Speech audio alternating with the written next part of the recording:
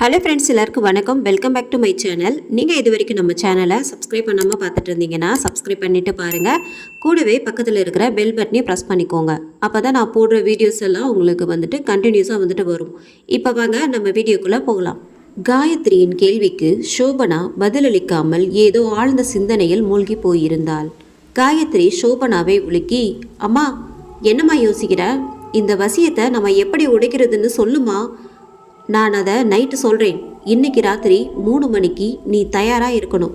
ஒரு விஷயத்தை மட்டும் நல்லா ஞாபகத்தில் வச்சுக்கோ காயத்ரி. ஒருத்தருக்கு சூனியம் வைக்கிறது ரொம்ப ஈஸி, ஆனால் அதே வசியத்தை உடைக்கிறது ரொம்ப கஷ்டம். சோபனாவின் வார்த்தைகளை கேட்டு காயத்ரி பீதியடைய ஆரம்பித்தாள். நான் ஏற்கனவே பயந்து போயிருக்கேன், நீ வேற ஏம்மா என்ன பயமுறுத்துற என்றாள். சோபனா காயத்ரியின் கண்களை பார்த்து, உன்னை பயமுறுத்துறதுக்கு நான் ஒன்றும் பேயோ பிசாசோ கிடையாது. நான் உன்னோட அம்மா. உன்னை எச்சரிக்கை செய்ய வேண்டியது என்னோட கடமை. அதை தான் நான் செஞ்சேன், புரியுதா என்றாள். மறுபுறம் திலகருக்கு காயத்ரி பரிந்துரைத்த மருந்தை வாங்க வருணும் ஆமையும் மெடிக்கல் ஷாப்பிற்கு வந்திருந்தனர். அப்போது ஆமையின் மொபைல் ஒலிக்கத் தொடங்கியது. அவன் அழைப்பை எடுத்து, ஹலோ, என்ன விஷயம் என்றான்.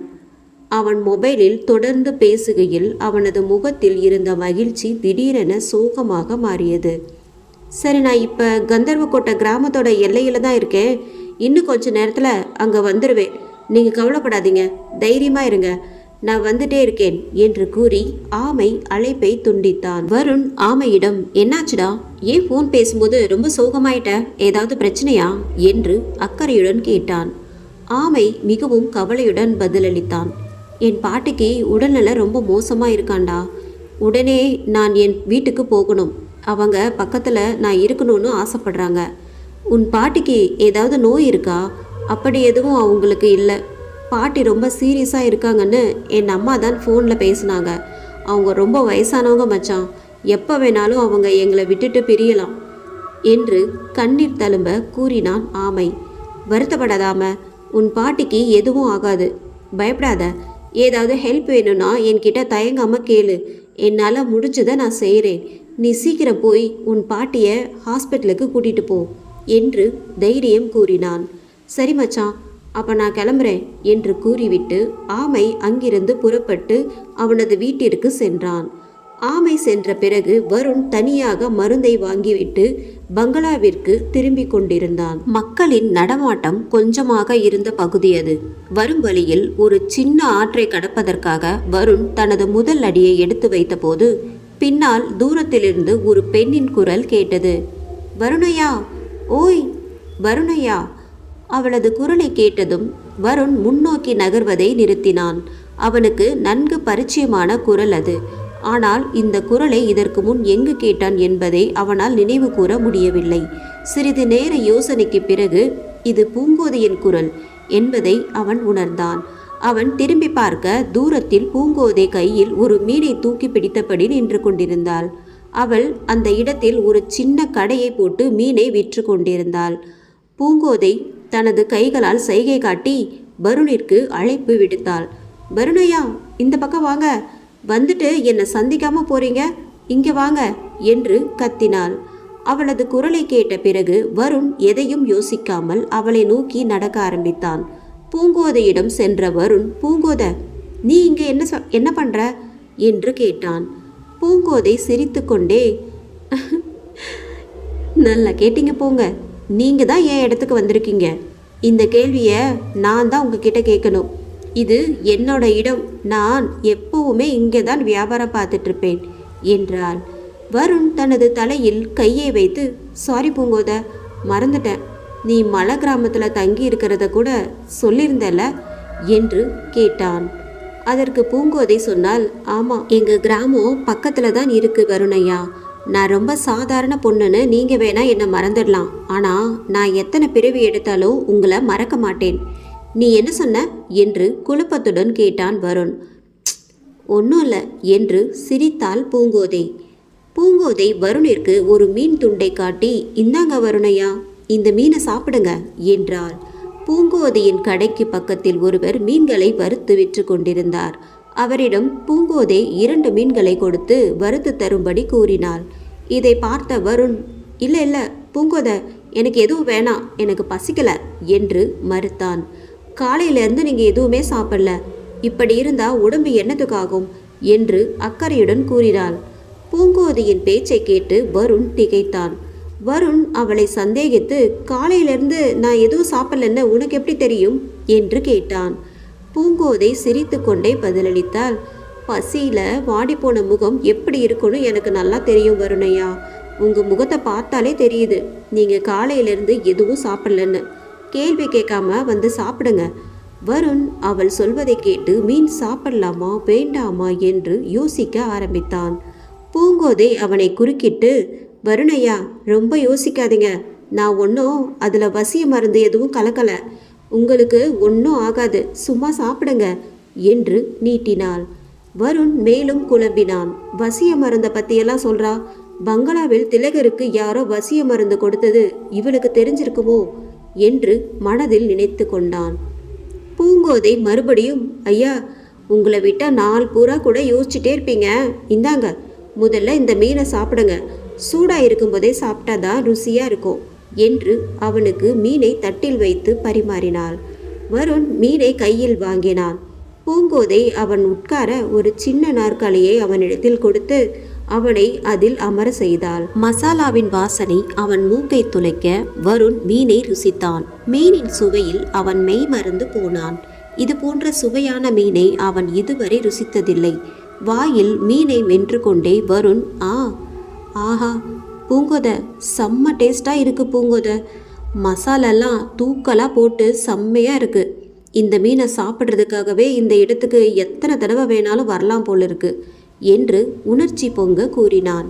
பூங்கோதை வருணிடம் மெதுவாக, ருசியாக தான் இருக்கும் வருணையா, அவ்வளோ ஆசையோடு நான் இதை சமைச்சு கொடுத்துருக்கேன் என்றாள்.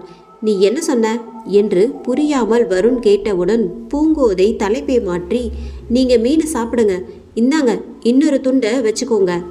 பூங்கோதை கொடுப்பதை வருண் மறுக்காமல் வாங்கி சாப்பிட்டான்.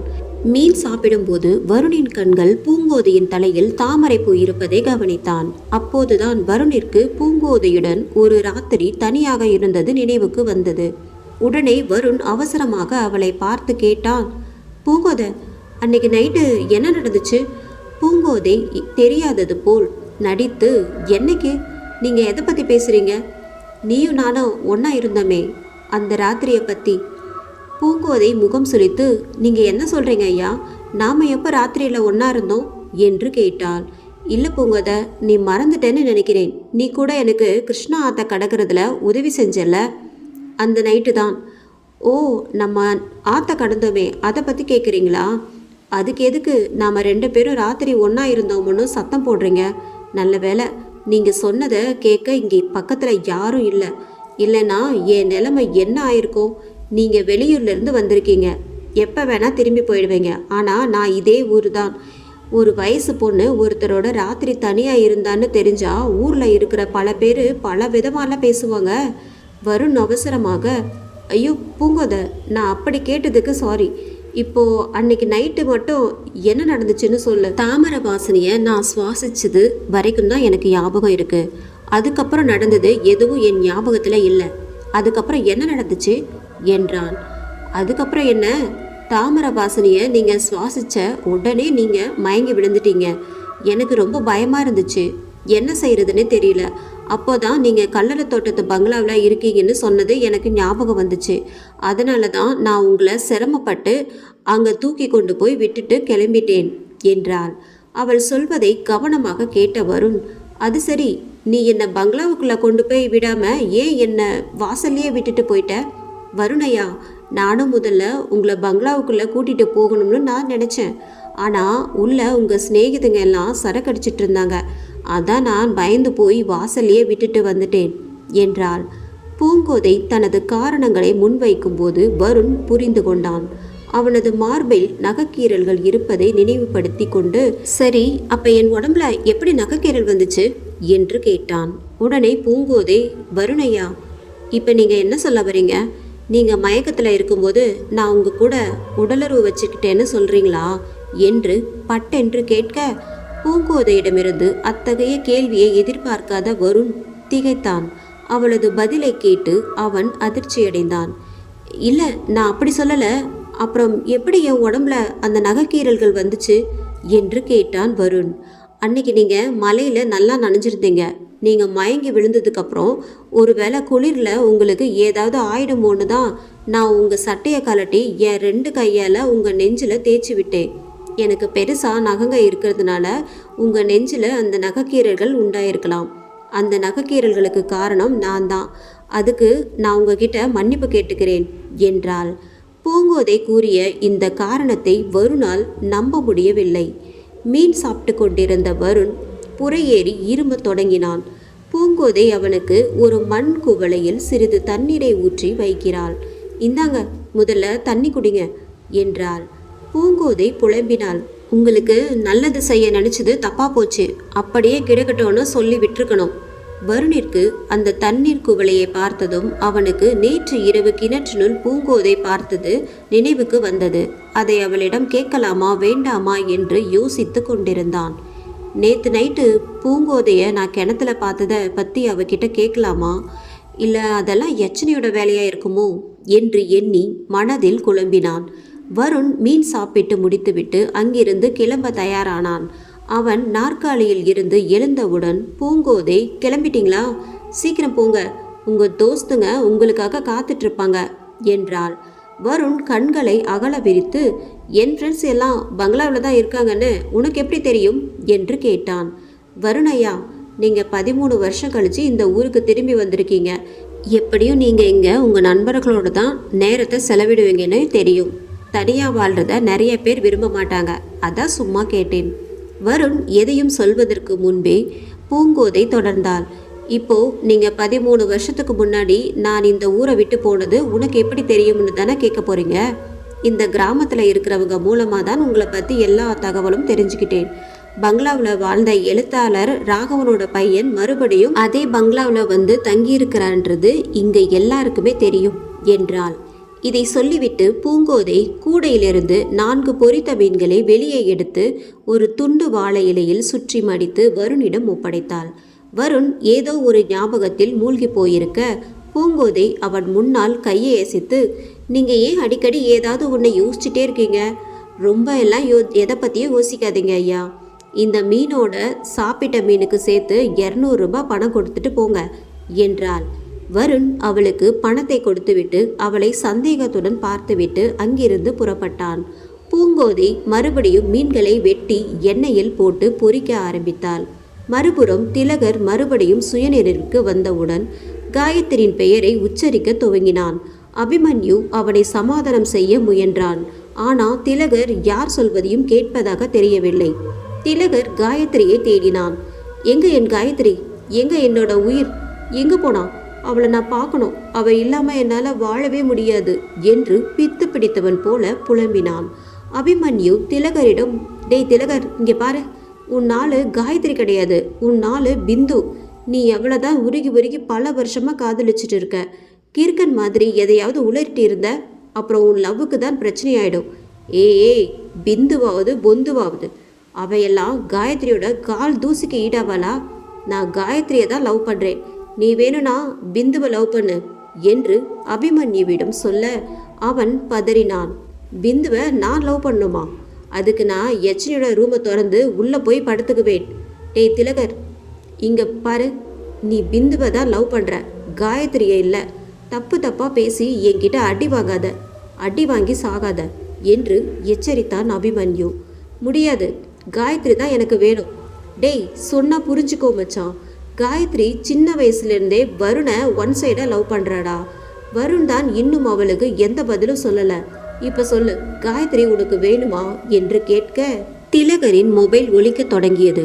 ரிங்டோனை கேட்ட அபிமன்யு அவனது போனை எடுத்து பார்க்க பிந்துவிடமிருந்து தான் அழைப்பு வந்திருந்தது. பிந்து திலகரை பற்றி கேட்டால் என்ன சொல்வது என்று தெரியாமல் அபிமன்யு முழித்து கொண்டிருந்தான். திலகர் மறுபடியும், காயத்ரி, ஏ செல்லா குட்டி, எங்கடி இருக்க காயத்ரி என்று புலம்ப துவங்கினான். இந்த எபிசோட் உங்களுக்கு பிடிச்சிருந்தது அப்படின்னா நம்ம சேனலை மறக்காமல் சப்ஸ்கிரைப், லைக் பண்ணுங்கள். நிறைய பேர் பார்த்தீங்கன்னா சப்ஸ்கிரைப் பண்ணாமலே பார்க்குறீங்க. சப்ஸ்கிரைப் பண்ணிவிட்டு பாருங்கள். முடிஞ்சால் ஷேர் பண்ணுங்கள். நன்றி, வணக்கம்.